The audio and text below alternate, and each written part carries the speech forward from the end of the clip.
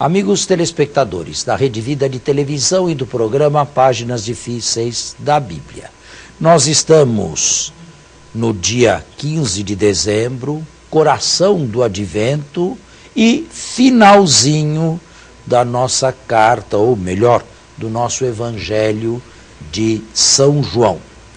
Na semana passada eu me lembro que deixei um problema candente no ar e fiquei de resolvê-lo, de explicá-lo, esclarecê-lo neste programa. Você quer ler de novo o texto? Sabe qual é? Sim, então. É o capítulo 22, a partir não, do... 22 não. Capítulo 20, a partir do versículo 22. Isso. Dizendo isso, soprou sobre eles e lhes disse: recebei o Espírito Santo. Bem, parei. Parece que houve um certo mal-estar, assim, uma certa surpresa, quando eu disse que há diversos pentecostes na própria Escritura. Por quê? Porque o nosso público, o nosso povo, a nossa gente, as nossas comunidades, os fiéis, estão acostumados com um único Pentecostes lucano, que é 50 dias depois da Páscoa, e que a igreja também celebra. Depois de 50 dias da Páscoa, existe o domingo de Pentecostes.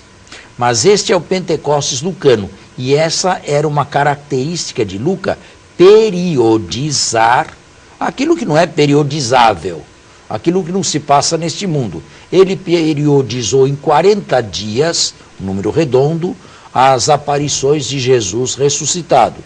10 dias depois, ele periodiza o Pentecostes, mas Lucas, na sua teologia.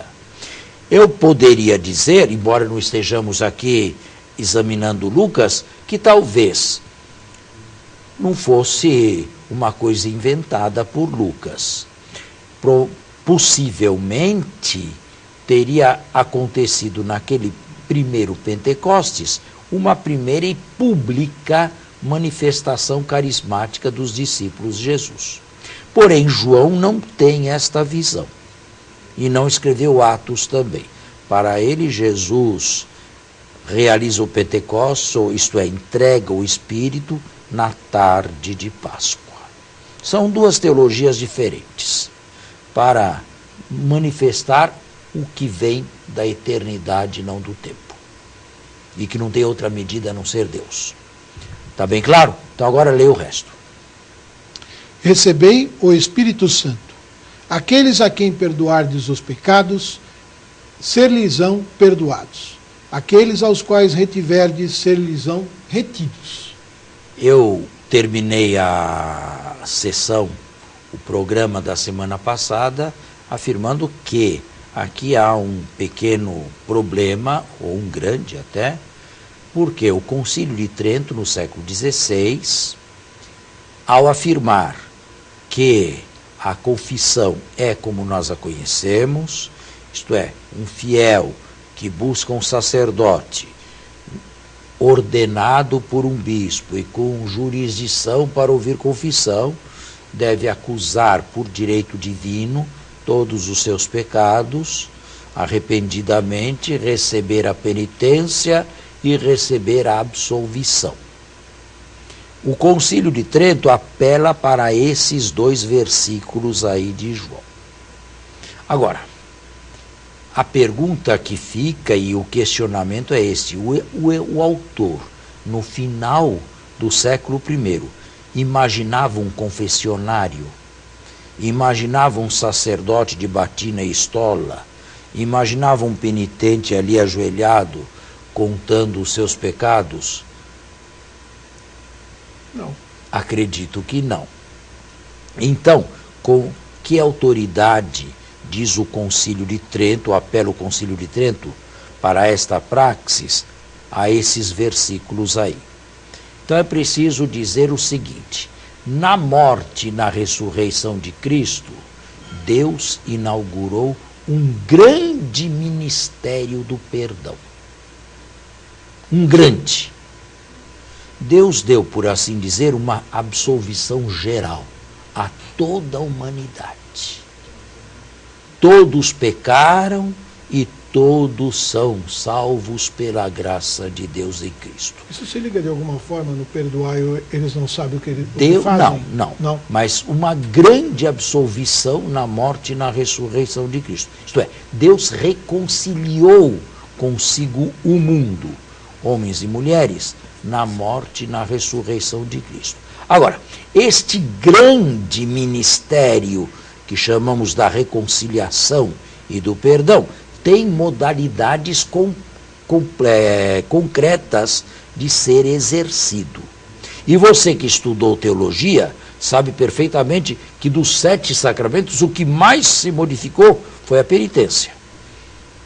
Desde a era patrística até o Concílio de Trento e até os nossos dias. Antes ainda teve alguns outros concílios foi o que sacramento que mais coisas, se né? modificou. Isto é, Deus instituiu o ministério da reconciliação e do perdão e, naturalmente, deixa à Igreja a possibilidade de organizar este ministério. O Concílio de Trento, muito mais tarde, no século XVI, viu nessa forma que nós estamos acostumados a entender e a ver e a praticar um meio originário e ordinário de se aproximar o pecador da graça sacramental do ministério do perdão. Viu e aprovou este meio concreto e ordinário do perdão. Agora, é claro, o concílio falava para católicos. Já os ortodoxos têm também, mas eu honestamente não sei qual é a prática penitencial dos ortodoxos. Os protestantes, que são cristãos, não têm o sacramento do perdão, ou pelo menos não têm o sacramento. Eles têm a grande reconciliação, não é? Eles não se confessam. Eles têm outros meios, devem ter, não é? Porque senão eu diria que só os católicos recebem o perdão dos pecados. Para a Igreja Católica, o concílio legislou que esta é a maneira oficial, digamos, ordinária, normal, de se receber o perdão dos pecados. Há exceções. Por exemplo, um perigo iminente coletivo, uma absolvição geral, uma absolvição coletiva. O próprio ordo da penitência prevê casos excepcionais, mas ordinariamente é assim, é mediante a acusação. Agora, a acusação, de uma maneira ou de outra, já deve ter entrado desde a antiguidade. Por exemplo, em Tiago, confessai uns aos outros os vossos pecados. E Tiago nem fala em sacerdotes ou ministros, confessai uns aos outros. E é interessante que até o século XVI, quando um fiel católico estava muito mal para morrer e não tinha um sacerdote, se confessava com um leigo. Ele não recebia absolvição, mas se abria sua alma, sua consciência para o leigo e pedia para o leigo rezar por ele. O Concílio de Trento não proibiu, mas dissuadiu essa prática. Se eu quiser contar meus pecados a você, eu posso. A única coisa que você não pode é dar minha absolvição. Agora, padre, esse tema que o senhor esclarece a origem dele e como nós chegamos à prática que nós temos hoje, quando a gente vai à prática, esse tema é complicado, né? Existem diversas paróquias em que é muito difícil se confessar hoje em dia. Bom, esse já é um problema pastoral, né? É um problema não exegético, não teológico, é um problema pastoral. Os párocos, sobretudo os párocos, mas depois qualquer padre, tem obrigação em consciência de se dispor a ouvir confissão. E as paróquias são obrigadas, pelo direito canônico, a estabelecerem horários acessíveis ao povo, acessíveis aos fiéis, de confissão. Não adianta eu colocar lá confissão na minha paróquia de segunda a sexta, das 3 às 5 da tarde. Quem é que pode se confessar nesse horário? Mas eu tenho que colocar-me à disposição dos fiéis.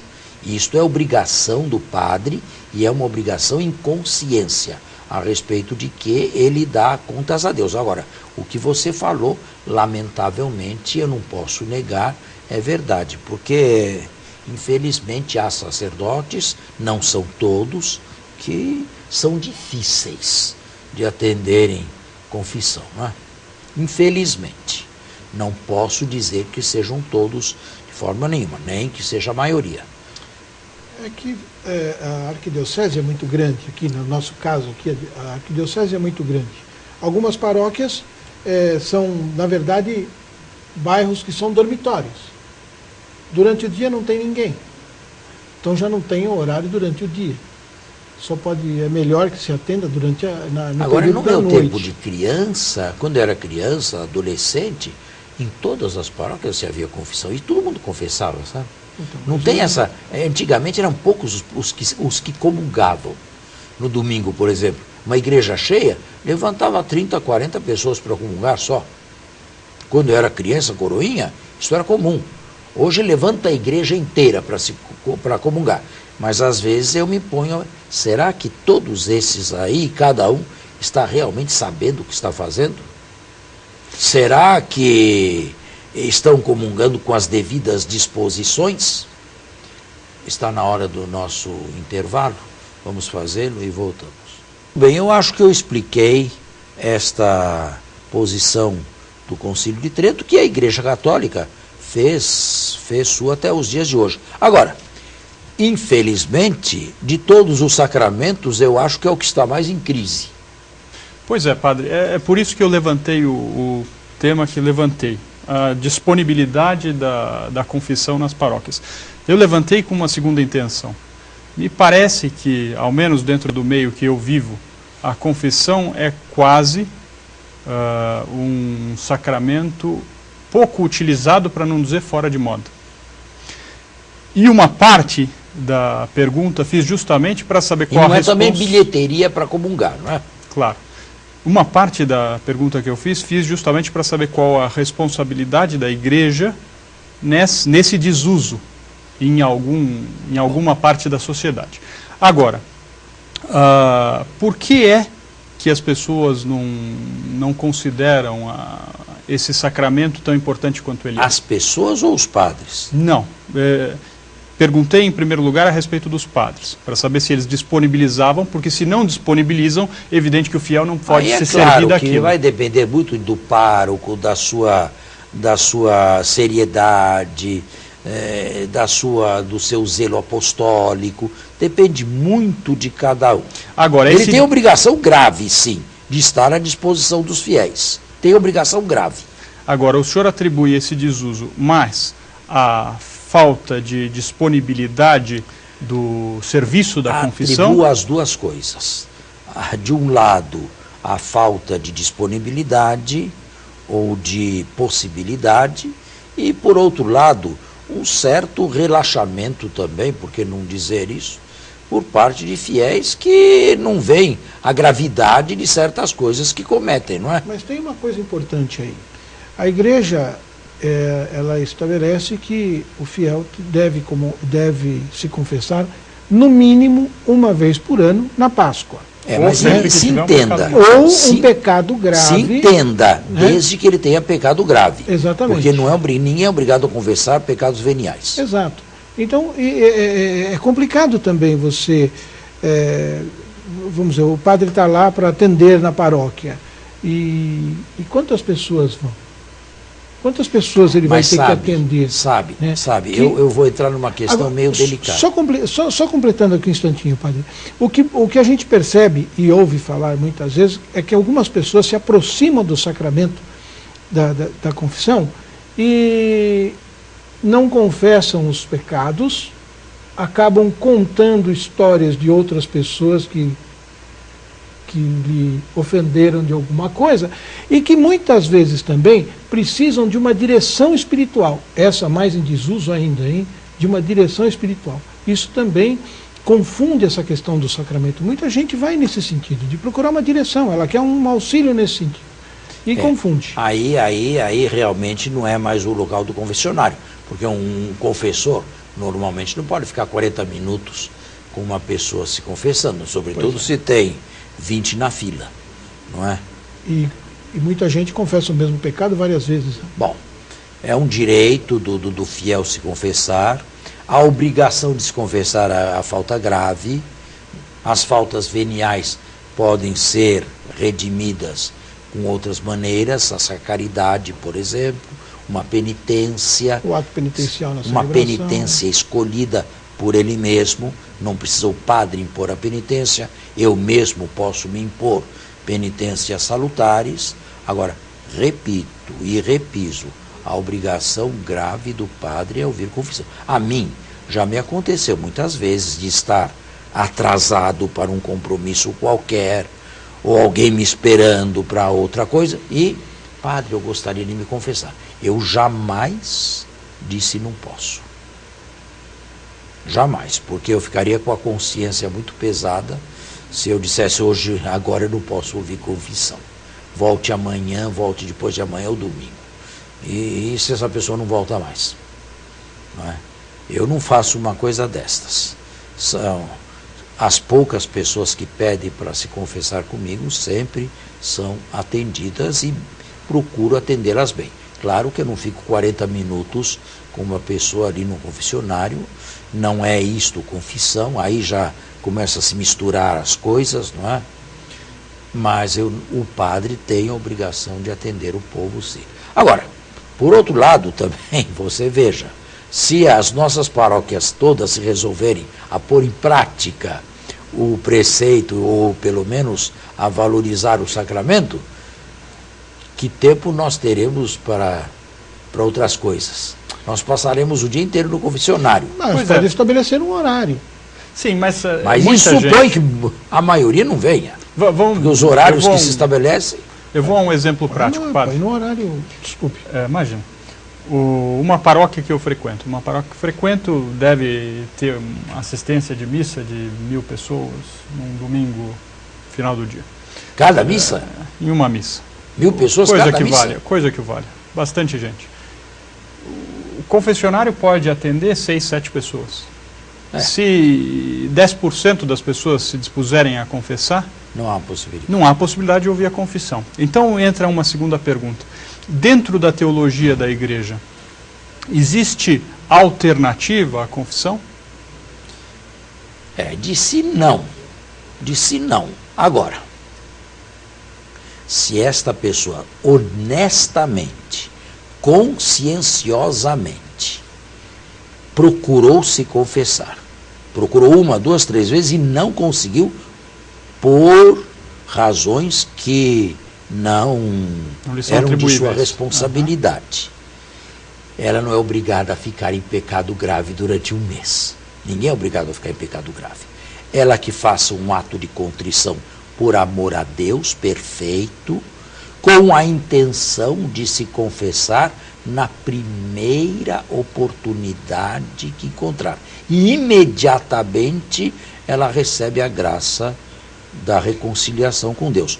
Ou seja, é a graça sacramental antecipada nela. É a graça do sacramento que se antecipa através do ato de contrição. De tal forma que quando ela for para o confessionário, ela já pode ir até reconciliada com Deus. Só que aquela graça depende daquele ato lá. Certo? Ninguém é obrigado a ficar em pecado 2 dias ou 2 horas, de jeito nenhum. Pelo contrário, é o conselho que eu dou, não. Porque se você continuar em pecado 1 dia, 2 dias, isso aqui é uma bola de neve, sabe? Que não acaba mais e vai aumentando sempre mais.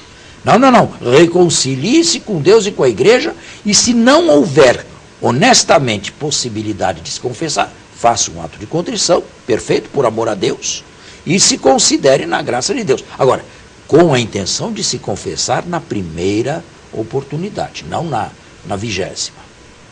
Perfeito. Certo? Aí sim, a graça sacramental se antecipa. Como no batismo também, o famoso batismo de desejo. Se eu tivesse um desejo de me batizar, estivesse me preparando para o batismo e morresse sem ser batizado, a graça batismal se antecipou. Entende? Ela é sempre sacramental, mas naquele caso ela se antecipou, ou seja, ela sempre vem a você pelos canais da igreja, pelos sacramentos, mas naquele momento ela se antecipou. Você pode morrer na graça de Deus. Nós temos quanto tempo? 1 minuto? Então vamos ler aí o que? Ou fazer alguma... Nós ficamos mais na pastoral do que no teológico, né? Desta vez. São poucas as vezes que isto acontece também, né? Mas a pastoral pode ser bem teológica, né, padre? Pode. Agora, esta história de não se confessar é mais aqui na capital de São Paulo, para mim, sabe? Quando eu vou para o interior, quando eu saio de São Paulo, há muito mais procura de confessor e de confessionário. Nas missas interior, é mais São Paulo, nós capital. ficamos urbanos demais, viu? Pouca Bom, disponibilidade. agora encerrou o nosso programa e nós temos que nos despedir e voltar na próxima semana, se Deus quiser. Até o próximo domingo. Um bom final de domingo a todos. Um bom domingo a todos e até nosso próximo programa.